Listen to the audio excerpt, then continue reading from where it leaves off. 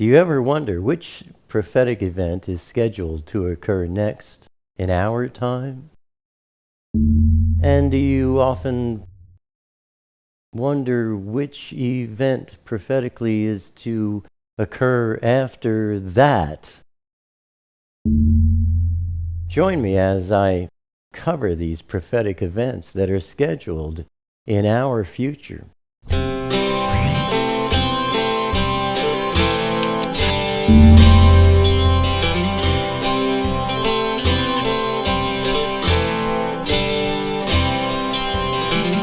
I hear the farmers crying, kingdom come.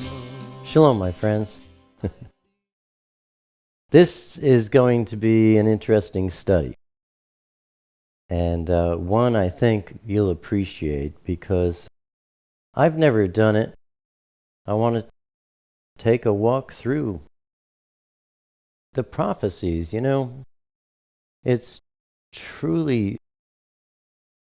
It truly amazes me how people get so excited about psychics and things. Oh, they know my future, And they don't. I mean, these people have terrible success percentages, But when you look at Bible prophecy, the success percentage of those prophecies is absolutely 100%. Of course, like I always say, everybody has a Bible, nobody reads one, but when you do get into the prophecies, it's honestly staggering how accurate they are to the day. Like prophecies that say from the time of this decree until the day that Yeshua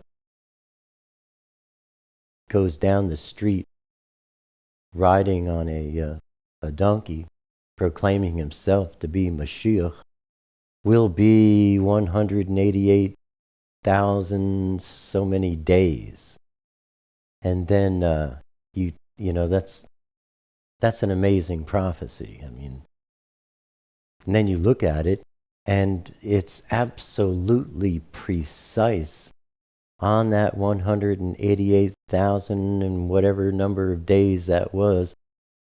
Exactly on that day, Yeshua rode on that donkey down the street and said, I am Mashiach, the Anointed One. So, here we are. My recent videos, really starting with 1 Thessalonians, and I did 2 videos on that, and then I went to 2 Thessalonians, 2 more videos, and I don't know how many more I've done since then, but it's kind of struck me funny that the Father's been delivering a message through me in these half dozen or more recent videos. And this one included, I think, I'm not sure, but I think this one finalizes it. But, how would I know? We'll find out when I do my next video whether that's so or not. But I've been talking about the Kodeshim. Who are the Kodeshim? The dedicated ones. Those who make Elohim number one on a list of one in their lives. Now, don't kid yourself,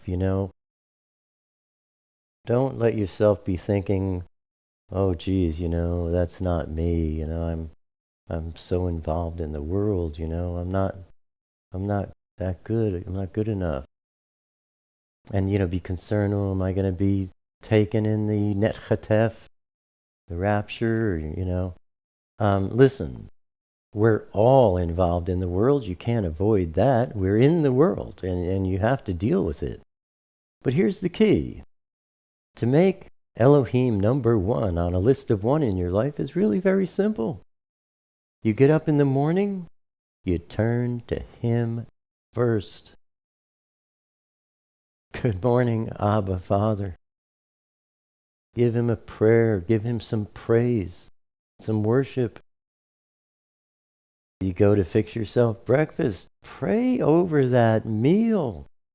Don't ever put anything in your mouth without praising Him and thanking Him for it, because it nourishes you, and all good things are from Him. You're on your way to work. Father, I'm on my way to work. I want to give this day to you. Let me give a good service, to my employer. Let me do what I do well. Put Him first in each and everything you do. That's making Him number one on a list of one. And even though you're involved in all these things in the world, you can very easily put Him first. Now, that being said, let me also point out, you can't work it. You can't own it. You can't make it yours. Oh, I'm gonna make sure I'm in the rapture. Alan said, do this, so I'm gonna do it. Doing it in the flesh is gonna bring you a horrible disappointment. I've been talking about this in the past few videos, where Yeshua says, go away from me. I don't remember you. I never knew you. And in my last video, I pointed out, people have been asking me, how do we worship Him in the Spirit? And I said, by not worshiping Him in the flesh. To put Him first, it's not something like, a box of magic jacks that, you shake them up and you throw them out and you do that every time, then you win the prize. No, it has to be from your heart. You get up in the morning and you think of Him with love in your heart. You express yourself to Him. You call out to Him in all sincerity. Father, please pitch your tent with me. Please teach me how to pitch my tent with you. Do that sincerely. Anyway, let's get on with this video, which is about, what are the prophetic events? We have the war of Psalm 83. We have the Gog Magog war of Ezekiel 38 and 39. Then we have the Netchatef, that's the Aramaic Hebrew, the harpazo it's called in the Greek. The rapture is the Latin rapturo, and in the English it says caught up, in 1 Thessalonians 4. Then we have, the revealing of the lawless one, who everybody calls the Antichrist. And then there's the 7-year tribulation. And then there's the second coming of Yeshua. And then there's the 1,000-year Millennium and so on. That's what we're going to cover. So, but the next prophetic event in our timetable and in our time, my friends, is the Psalm 83 war. The intention of this war is to wipe Israel off the map. And we can see this brewing because in the news past few years, that's been a catchphrase. Ahmadinejad has, been quoted many times as saying, I want to wipe Israel off the map. Now, whether you know it or not, there are no Islamic maps in the world that have Israel on their maps. They don't put Israel there. They don't want her. They want to wipe her off the face of the earth. So when they make their maps, Israel's not on them. Not now and not ever. Now, Psalm 83 and Ezekiel, the war in the Gog Magog war of Ezekiel 38 and 39, have some very interesting comparisons and, I don't know what's the word, some very interesting things that kind of go together.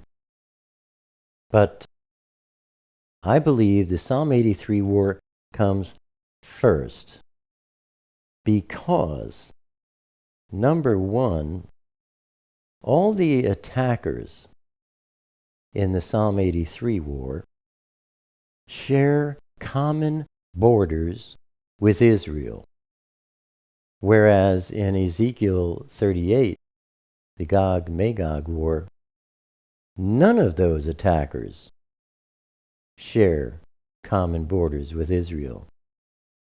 That's reason number one. Reason number two is that the Gog Magog war of Ezekiel 38 is a war whose intention is to take the spoils away from Israel. What spoils? Obviously, the spoils that she won through war. Now, mind you, no war ever waged against Israel can ever succeed. Never happen. So, first we have Psalm 83. If you want, you can read that one yourself. It's pretty much just has one focus. They want to wipe Israel off the face of the earth. And it's interesting that all the nations mentioned there are on shared borders with Israel. Now, it's very likely, I think, that in that war, we will see Isaiah 17:1 and also verse 14. Let me read that one to you because it's quite interesting. This is something I think everybody's watching too in terms of prophecy, is this prophecy about Damascus. Actually, the true name is Damasek. But Damascus being destroyed, you look at Yeshayahu, Isaiah chapter 17, verse 1 says, "The message concerning Damasek. See, Damasek ceases to be a city and shall become a heap of ruins." Then you skip all the way to the end of that chapter to verse 14. It says, "At eventide, look, alarm, before morning, it is no more. This is the portion of those who plunder us and the lot of those who rob us." Yahweh does fighting for Israel. Anyone that comes against them is just crazy. But there you see Damascus is leveled. It becomes a heap of ruins by morning, overnight. This is amazing. Damascus is one of the oldest cities on earth, and this prophecy has never been fulfilled in any way, shape, or form concerning that city. So I think that prophecy there will happen during the Psalm 83 war. The other reason, I think I mentioned, I had two reasons, I might not have mentioned the second one, that I think Psalm 83 war is first, is that when you look at the war, Gog Magog war of Ezekiel 38, that war occurs when Israel's walls are taken down. They're no longer there, and Israel is secure and feels safe. We certainly know that's not true right now. And these walls, I'll get into them a little bit. You can see them behind me now. But in the Psalm 83 war, this is where Israel will become unwalled. This is where she'll take those walls down because she feels totally secure. And now we have the stage set for the Gog Magog war of Ezekiel 38 and 9 to occur. And we're going to get into that in a couple of seconds here. But I wanted to note the first segment, or the first section of Israel's separation wall, was started in the year 2000 and completed in 2003. And it made a big difference because Palestinians firing rockets into Israel incessantly. But, you know, here we have prophecy about an unwalled city. How many thousands of years ago? 2,500 years ago, maybe more, where the word talks about this unwalled city. And here, you know, Israel, and, you know, naturally referring to Israel as well. And those walls didn't go up until the year 2000, 14 years ago. Again, you know, these prophecies, my friends, you can take them to the bank to coin an old and somewhat ridiculous phrase. Now, next, we want to look at the Ezekiel 38-39 war. Once you see Israel win this war of Psalm 83, and we see her take those walls down, wow, you know, start the ball rolling, as they say. Here we go. Now, the Gog Magog war the stage is set. Now, people get confused about the Gog Magog war because it's mentioned in Ezekiel 38, and again, it's mentioned in Revelation chapter 19. And people go, oh, you know, it's the same war because it's the Gog Magog war. So that one's not going to happen until, you know, the end of the tribulation period. No. These are two separate wars. You have the Gog Magog war number 1, which is Ezekiel 38 and 39, where Russia and Islamic allies come against Israel. Then you have the Gog Magog war number 2, where Russia and all the world come against Yahshua. Revelation chapter 19. And pardon me, I said at the end of the tribulation. No, that one's at the end of the millennium, at the end of the 1,000-year period. And we'll get there, but let's go now to Ezekiel 38 and 39. The Gog Magog war number 1, where Russia and Islamic allies come against Israel. The intention is to take Israel's spoils of war, which were obviously obtained during the Psalm 83 war. And it happens after the walls are down and Israel feels safe and secure. Here, in this one, none of the attackers have a common border with Israel. Now that means, too, that after the Psalm 83 war, Israel, which right now is about the size of New Jersey, if you live here in the States, you know, I'm in New Jersey, it's a pretty small state. I mean, I can drive from the top of New Jersey down to the bottom of New Jersey in about 3 hours. And I could go from the east of New Jersey to the west side of New Jersey probably in an hour and a, maybe in about an hour. So that's the size of Israel now. Well, after the Psalm 83 war, Israel's going to be more like the size of the United States itself. It's going to gain a lot of land. That brings in Ezekiel 38 and 39, where here it's Islamic nations coming against her. None of them share a common border with her. In Ezekiel 38:11 is where we see that Israel has no more walls and is living in safety. Ezekiel chapter 39 verse 9 shows us that Israel, this is interesting, spends 7 years burning the weapons that will be captured during that war, the Gog Magog war.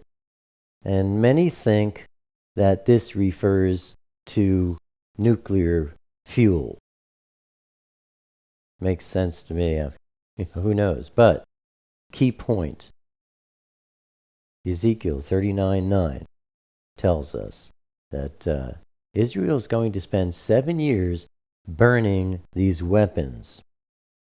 Now, the only way Israel could have those 7 years to burn those weapons would be for them to begin burning them at least 3.5 years before the 7-year tribulation begins. This is something to consider. Why is that true?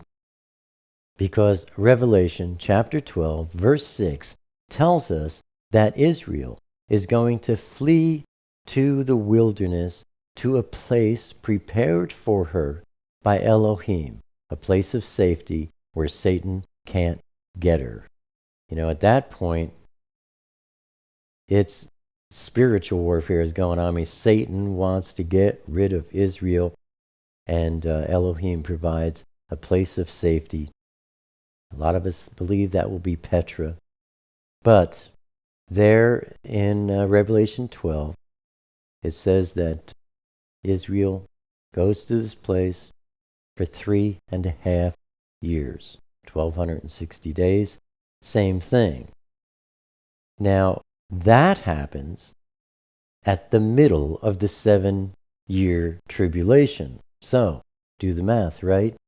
If Israel's going to flee to this place of safety for 3.5 years, and that happens in the middle of the 7-year period, and she needs 7 years to burn these weapons, well,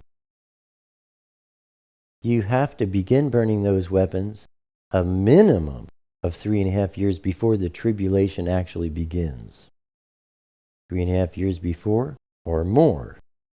So look, here's a great sign for us to pay attention to, because once we see the Gog Magog war of Ezekiel 38 and 39 happening, and even more so, once we see Israel win that war and begin burning these weapons, then, and only then, we know that the 7-year trib is about to begin. Now she starts, she wins that war, Ezekiel 38 and 39. We see on the news, she's burning these weapons. You're going to see it going on year after year. We could say, wow, the next event is going to be the tribulation. Now, don't assume, it doesn't mean, once she starts burning it, 3.5 years later, the tribulation is going to happen. And then, she'll keep burning them until the middle of the trib, and then she runs to the place of safety. No, I mean, she could be burning them for 7 years, and the tribulation might not begin for 7 years after that. We don't know. But we know that that's a sign that puts us awfully close to the tribulation actually beginning. And personally, I don't think it's going to be, 7 years after they start burning. I think the trib will probably begin during that burning, but, what do I know? We can't assume things. But, again, once we see Israel burning those weapons, we know that is going to take 7 years. We can count on that. We can know that. That is scriptural. And we also know that at some time after that, she will flee to the wilderness. And of course, when she does that, we can also know that we're in the middle of the tribulation. Personally, I hope I'm not here. I don't expect to be here. Could be wrong. I don't know. But I feel pretty confident I won't be here. Hallelujah. Now, at the time when Israel flees to that place of safety, at that time, the lawless one, everybody commonly refers to as the Antichrist, is going to enter the temple and proclaim himself to be God. This brings us to the subject of the Netchatef, the harpazo, the rapture, the catching up, whatever you want to call it. You know me, I go for the Aramaic Hebrew, the Netchatef, the kidnapping. Now, the only scripture I know of that gives us a hint of when the Netchatef will occur is in 2 Thessalonians chapter 2, verses 7 and 8. Go back, I don't know, 2 or 3 videos before this one on my channel. You'll see 2 Thessalonians. I explain it in detail there. Or I'm probably going to make a playlist and title it the Kodeshim. And I'm going to put these past 6 videos, or whatever the number is that I mentioned at the beginning of this, into that as a playlist. So they'll all be together. But I explain this scripture in detail in my 2 Thessalonians study. But there in 2 Thessalonians chapter 2, 7 and 8, it tells us that the Netchatef happens, and then the lawless one will be revealed. Another prophetic event in the timeline. The lawless one being revealed to the world. I explain what that means in my 2 Thessalonians study as well. Now, this could be the day before, the Netchatef could be a day before he's revealed. It could be years before he's revealed. Again, we don't know. But certainly, the Netchatef will be before the lawless one is revealed. Hallelujah. Some of us are going to disappear off the face of the earth. Some of us are never going to know what it's like to experience a physical death. And some of us will not have to experience the tribulation. Who? The Kodeshim. Those who make Elohim number 1 on a list of 1. Those who care more about him and his word and these things that we're talking about than they do about anything in their own lives. Not those who care about this only and nothing about their own lives. No, we all care about our lives and the things of the world. But those who care more, those who care most about him and his malchut, his kingdom. Now, the tribulation is 7 years long. The tribulation is the time of Jacob's trouble. The tribulation is the 70th week of Daniel. It's a focus on Israel. It's not a focus on Christians. It's not a focus on the world. It's all about Yisrael. It's all about Israel and the world. But primarily, it's the time of Jacob's trouble. Now, the tribulation is 7 years long. The Great Tribulation is 3.5 years long. The Great Tribulation is the second half of the 7-year tribulation. If you want to know more about this, look at my playlist on the book of Revelation. If you're on my channel, I have a horizontal bar of playlists. I think it says playlists above all the little pictures. Just click on playlists. It'll open them all up, and down towards the bottom you'll see the book of Revelation. You can look at Revelation chapter 12 and really watch the whole series. Go through the whole book of Revelation with me, word by word, verse by verse.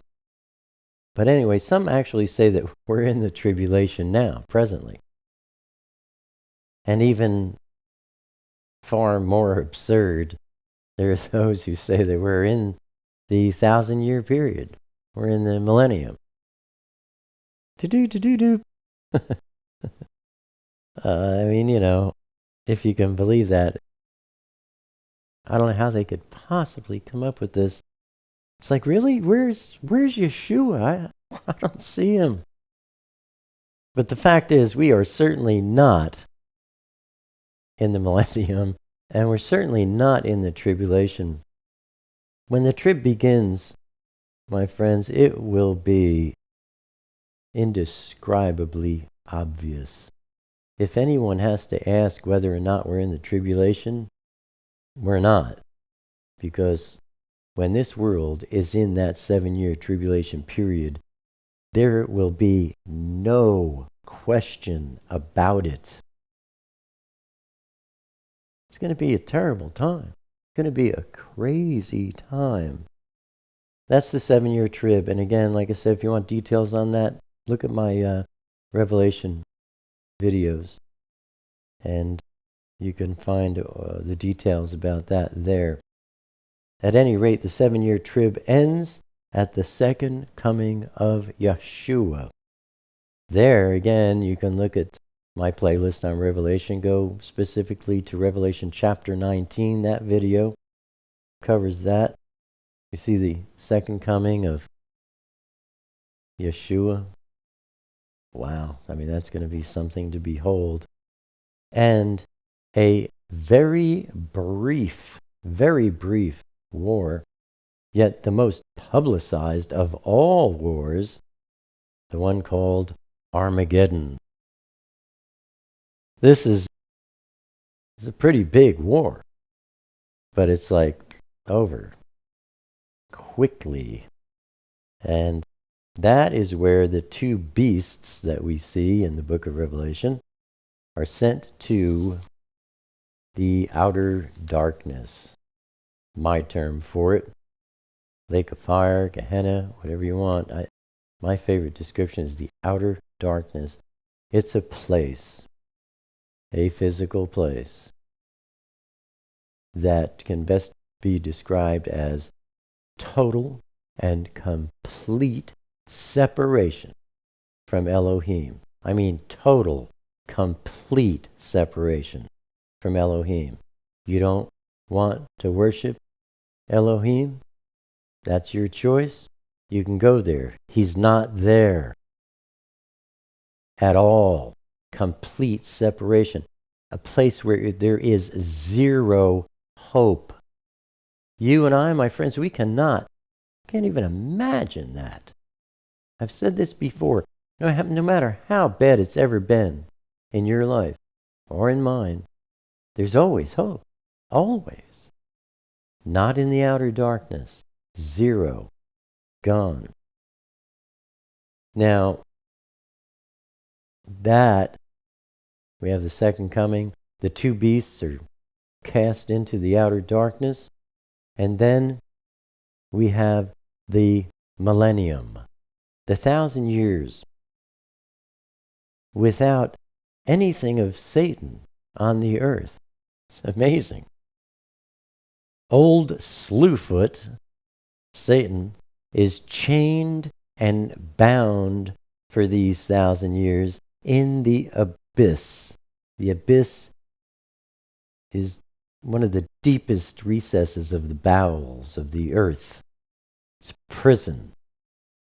And he is unable to deceive anyone.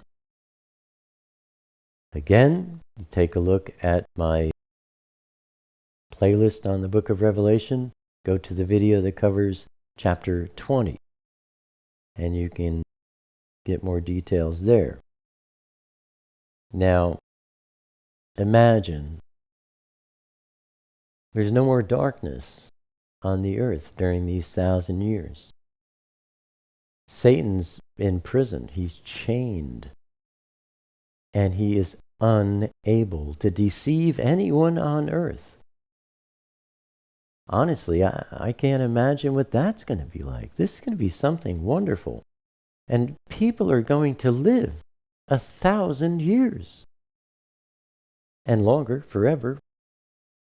Now, here, again in Revelation chapter 20, is also where we see those who have thrones and authority to judge, those who reign with Yeshua for those 1,000 years, those who were taken up in the Net Chatef, also known as harpazo, rapture, etc., but also known as the first resurrection. That's the Net Chatef.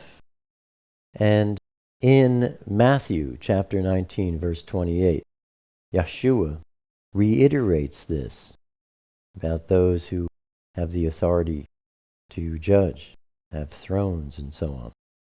Isaiah, Yeshayahu, chapter 9, verse 7 tells us that Yeshua's reign goes beyond those 1,000 years into infinity. Yeshua's reign has no end. Chapter 11 in Isaiah tells us that wolves will lie with lambs, leopards will lie down with goats, calves and lions and yearlings will be led by children, cows will feed with bears, lions will eat straw, and infants will put their hands in vipers' nests and suffer no harm at all. The world is going to be a different place. It's going to be something glorious. Isaiah chapter 65, verse 20. It tells us that some will die during the millennium. It's not a time of perfection, though most. Can you imagine just living for 1,000 years and beyond?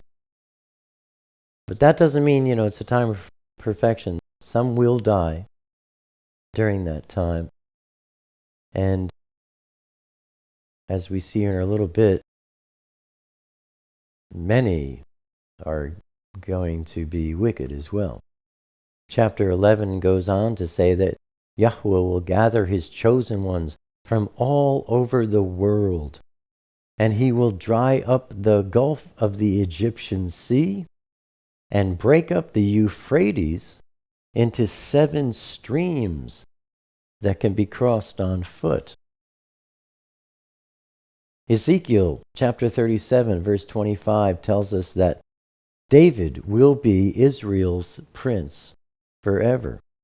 So, get to the millennium, we're all going to get to see David. I mean, how cool is that? I mean, David is something special. Man, he had a heart for Yahweh, unlike anyone. Matthew chapter 25, verse 31 tells us about Yeshua separating his sheep from the goats. And his sheep will inherit the reign that was prepared for them from the beginning of creation. This is all during the millennium. Now, we get to the end of the millennium. Revelation chapter 20, verse 7 tells us that At the end of those 1,000 years, Satan will be loosed from the abyss and will go out to deceive everyone on earth. I used to wonder why. I don't wonder anymore. Now people ask me, like, why? Why would the Father do that? Well, you think about it. I mean, the millennium is 1,000 years. There are going to be many births. And, by the way, during the tribulation, more than half the population of the earth is going to be destroyed. 3-4 billion people are going to be gone. During the millennium, there's going to be a huge repopulation. Well, all those babies that are born during those 1,000 years are going to grow up. They're going to mature, never having ever been tempted by Satan. He's bound up, chained. He has no ability to deceive anyone. They've not had that. Yahweh does that with them. And Satan tries his best. The point being, they have to make that choice just like we do. So Satan, man, he gathers an immense army, huge in number, like the sand of the sea. I don't know, can you guess what that number would be? Like the sand of the sea? A lot of grains, right? He gathers an immense army. This is the second Gog Magog war that I mentioned earlier. This is where Russia and the entire world come against Yeshua. At the end of the millennium, Satan's turned loose one last time to deceive who he can. 1,000 years, nobody's ever experienced demonic deception. Bam, he's going to go at it full force. And this immense army marches across the breadth of the earth and surrounds Jerusalem, Yerushalayim. And then Elohim fries them in a split second. Bam. Single blast. Fire from the Shamayim. It's very short-lived.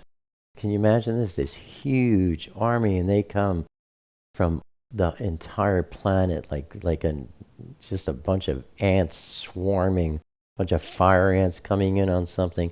They get around Jerusalem. They come in, and then just bam. Elohim just fries them with fire from the Shamayim. Very, very short-lived. Then Satan is cast to the outer darkness, where his two buds, the two beasts in Revelation, one's political, one's religious, they've been out there in the outer darkness for 1,000 years, waiting to see old Slewfoot. Can you imagine the kind of party they're going to throw for him?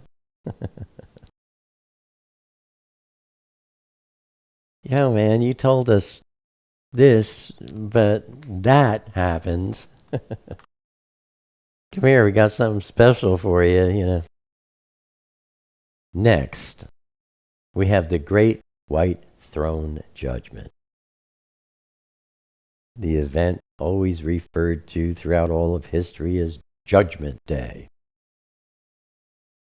All the dead are brought up for judgment. They're all given a fair trial, and then see you. Then death itself, and Hades, hell, Sheol, the grave, also cast into the outer darkness. This is where death grave, hell, gone forevermore. For us, I mean, it'll be out there in the outer darkness with, Satan and the beasts and everybody else that goes out there. It'll be forever for them, available. That is known as the second death. Again, this is explained in my playlist, my study on the book of Revelation. The first death is when someone's soul is separated from their body.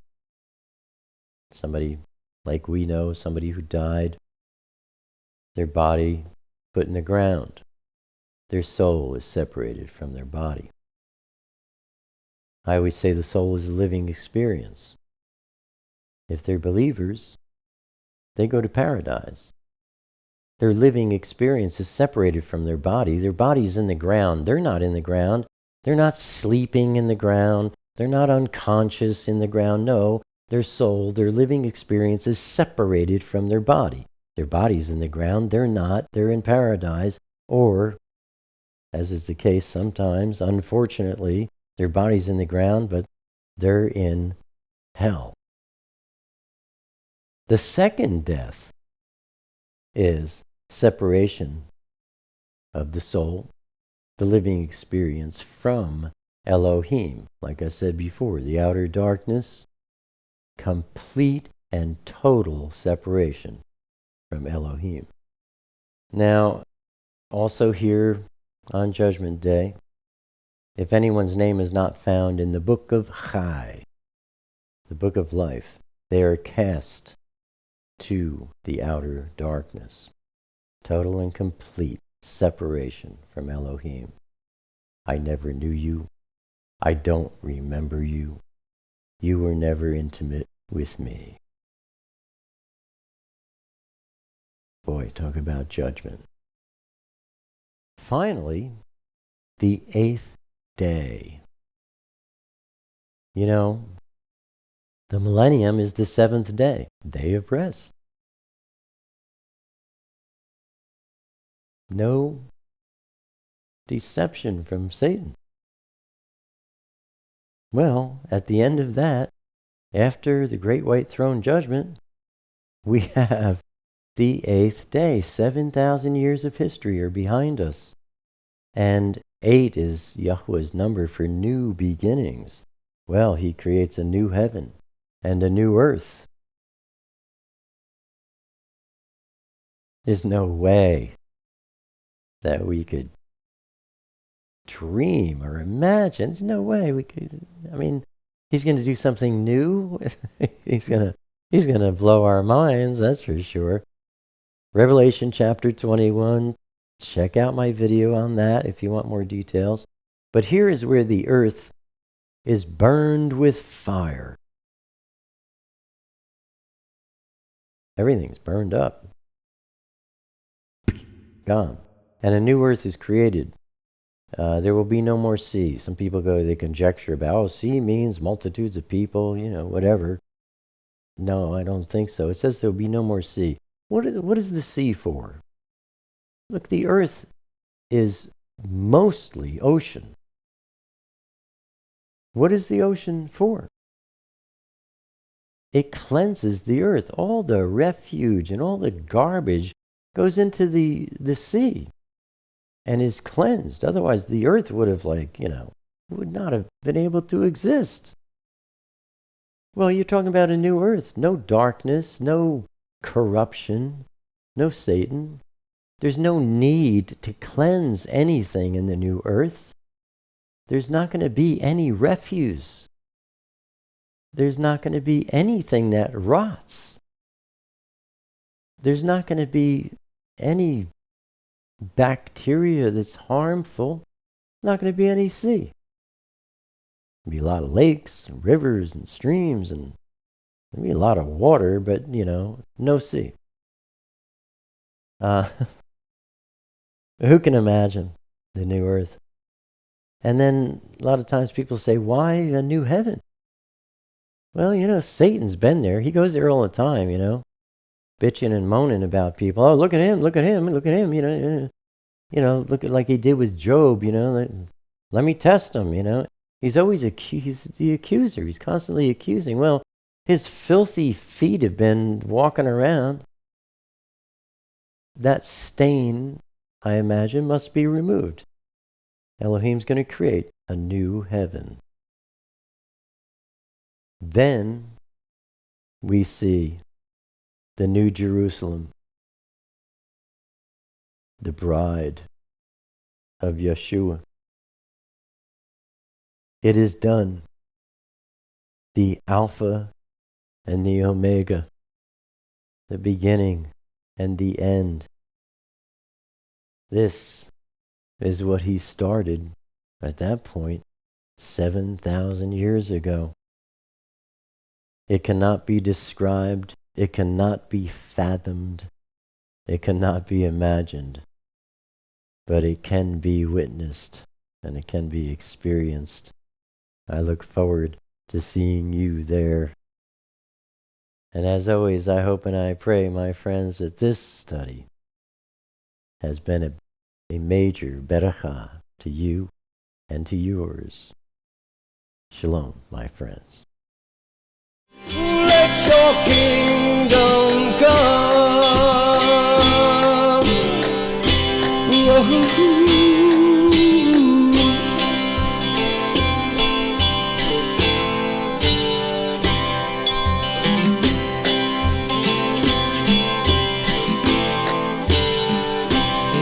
It's an ancient story that still gets told to those who hear and those who don't, by prophets and trees and things out of the blue. But once that cry has reached your ears, your heart gets filled by what you hear, and what you hear is just the sound of